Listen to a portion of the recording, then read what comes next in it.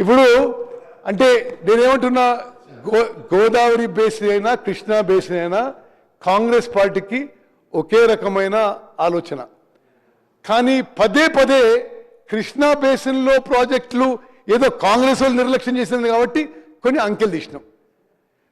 ఈ అంకెల్లో ఏమవుతుందంటే 10 ఏళ్ల వాళ్ళ అధికారంలో గోదావరి బేసిన్ ప్రాజెక్ట్స్కి 1,25,000 కోట్లు ఖర్చు పెట్టినరు. కృష్ణా బేసిన్ ప్రాజెక్ట్స్కి సంవత్సరం గారు 41,000 కోట్లు ఖర్చు పెట్టినరు. మరి ఇదే కాదు లెక్క. మీరు ఇంకో విషయం చెప్తాం, కాళేశ్వరం ప్రాజెక్టుకి 2 TMC నుంచి 3 TMCకి పెంచినరు. పాలమూరు రంగారెడ్డికి 1.5 నుంచి 1 TMC పర్ డే తగ్గించే కుట్ర చేసినరు. అదేవిధంగా స్పష్టంగా ఆ రోజు అధికారులు పాలమూరు రంగారెడ్డి ఇంజనీర్లకు చెప్పిన విషయం ఏంటంటే, కాళేశ్వరం 1 TMC అడిషనల్ TMC పనులు మొదలు పెడుతున్నాం కాబట్టి ఇక్కడ తగ్గిస్తున్నాం, అంటే ఈ ప్రాజెక్ట్ స్లో డౌన్ చేస్తున్నామని.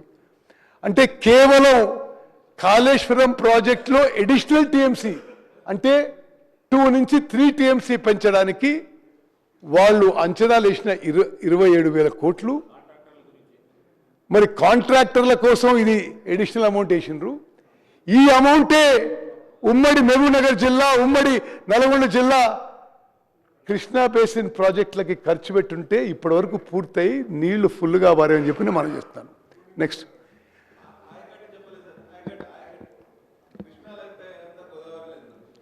అది తలదొస్తుంది. అధ్యక్ష, ఇది కొన్ని బేసిక్ ఇష్యూస్ నేను కవర్ చేస్తే ప్రజెంటేషన్లో. భారతదేశంలో గంగా గోదావరి తర్వాత 3వ పొడవైన నది కృష్ణా నది. మహారాష్ట్రలోని మహాబలేశ్వర్ సమీపంలోని వెస్టర్న్ ఘాట్స్లో 1300 మీటర్స్ ఎత్తులో ఉద్భవించి 1400 మీటర్లు ప్రవహిస్తుంది. మహారాష్ట్ర, కర్ణాటక, తెలంగాణ మరియు ఆంధ్రప్రదేశ్ మీదుగా ప్రవహించి హంసల ద్వీపం వద్ద బంగాళాఖాతంలో కలుస్తుంది. నదికి ప్రధాన ఉపనదులు ఘటప్రభ నది, మలప్రభ నది, భీమా నది, తుంగభద్ర నది మరియు మూసి నది. నారాయణపేట్ జిల్లా తంగడి గ్రామంలో దగ్గర ఈ కృష్ణా నది తెలంగాణ రాష్ట్రంలోకి ప్రవేశిస్తుంది. నెక్స్ట్ కొంత చారిత్రాత్మక ఇది historical allocations of Krishna water మీకు ఎక్స్ప్లెయిన్ చేస్తున్నా. బచావో ట్రిబ్యునల్ ఏమన్నది, 2,130 TMCల్లో ఆంధ్రప్రదేశ్ కంబైన్డ్ ఆంధ్రప్రదేశ్కి 811 TMCలు కేటాయించిండ్రు. 734 TMCలు కర్ణాటకకి, 585 TMCలు మహారాష్ట్రకి. దాంట్లో బజావత్ అవార్డులో కూడా ఏముందంటే ఈ 2130 కంటే ఎక్సెస్ ఉన్న వాటర్ని ఉమ్మడి ఆంధ్రప్రదేశ్ కంబైన్డ్ ఆంధ్రప్రదేశ్ వాడుకోవచ్చు అని చెప్పి కూడా ఉంది. నెక్స్ట్ దాంట్లో అది ఆ సర్ప్లస్ వాటర్ కింద పోస్ట్ బచావత్ అవార్డ్ తెలంగాణలో SLBC, Kalwakurthy, Nettempadu, Koil Sagar, Palamuru Rangareddy with Jurala source Dindi lift irrigation స్కీమ్స్కి జియో ఇచ్చి కొంత పనులు మొదలుపెట్టిండ్రు.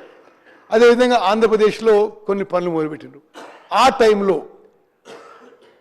కర్ణాటక ఒక విషయంలో సుప్రీంకోర్టుకు పోయింది. ఆనాటి ఆంధ్రప్రదేశ్ ఒక విషయంలో కర్ణాటకకు వ్యతిరేకంగా సుప్రీంకోర్టు పోయిండు. ఆనాటి ఆంధ్రప్రదేశ్ ఏమో ఆల్మట్టి హైట్ కర్ణాటక 515 నుంచి 524 హైట్ పెంచొద్దు అని ఆంధ్రప్రదేశ్ పోయింది. కర్ణాటకనేమో ఈ సర్ప్లస్ వాటర్ ఆంధ్రప్రదేశ్ ఉపయోగించొద్దు అని చెప్పింది. అయితే సుప్రీంకోర్టు ఇచ్చిన తీర్పు మేరకు ఆంధ్రప్రదేశ్ సర్ప్లస్ వాటర్ ఉపయోగించే దాంట్లో నో రెస్ట్రిక్షన్స్ ప్లేస్డ్. కానీ కర్ణాటకని ఆల్మట్టి హైట్ 519కి రెస్ట్రిక్ట్ చేయమని ఆ రోజు సుప్రీంకోర్టు జడ్జిమెంట్ ఇవ్వడం జరిగింది. నెక్స్ట్ అదేవిధంగా ఇప్పుడు బచావో ట్రిబ్యునల్ తర్వాత ఈ Krishna water allocations justice Brijesh tribunal మరి ఇప్పుడు ఈ అంశం చూసుకుంటుంది. ఇది ఆల్మోస్ట్ లాస్ట్ స్టేజ్కి వచ్చింది. ఇప్పుడు జస్టిస్ బ్రిజేష్ ట్రిబ్యునల్. నేను కూడా ప్రతి ట్రిబ్యునల్ హియరింగ్ అటెండ్ అవుతున్నా. ఇది 6 నెలల్లో 8 నెలల్లో 1 సంవత్సరం లోపు ఈ justice Brijesh tribunal Andhra Pradesh and Telangana మధ్య కృష్ణా నదీ జలాలు డివైడ్ చేసి తీర్పిచ్చే అవకాశం ఉంది. ఇప్పుడు ఈ బ్రిజేష్ ట్రిబ్యునల్ అంటే ఆ 811 టీఎంసీలతో సహా 65% డిపెండబిలిటీ మీద మరో 49 టీఎంసీలు, యావరేజ్ ఫ్లోస్లో 140 టీఎంసీలు, అంటే మొత్తం ఉమ్మడి ఆంధ్రప్రదేశ్ తెలంగాణ కలిపి 1005 TMC plus Godavari diversion 45 TMC, ఈ 1050 టీఎంసీపై ఇప్పుడు అత్యంత కీలకమైన బ్రిజేష్ ట్రిబ్యునల్ వాదనలు జరుగుతున్నాయి. నేను యావత్ తెలంగాణ ప్రజానీకానికి మనవి చేస్తున్నా, ఈ బ్రిజేష్ ట్రిబ్యునల్ హియరింగ్లో తెలంగాణలో మన కాంగ్రెస్ ప్రభుత్వం వచ్చిన తర్వాత మరింత సమర్థవంతంగా వాదనలు వినిపిస్తూ ఈ బ్రిజేష్ ట్రిబ్యునల్ ముందు 75% డిపెండబిలిటీ, 65 యావరేజ్ అన్ని కలిపి ఈరోజు 73% కృష్ణా నదీ జలాల్లో మనకు కేటాయించాలని చెప్పి మన కాంగ్రెస్ ప్రభుత్వం బ్రిజేష్ ట్రిబ్యునల్లో ఆర్గ్యూ చేస్తున్న విషయాన్ని మనం చేస్తాం. నెక్స్ట్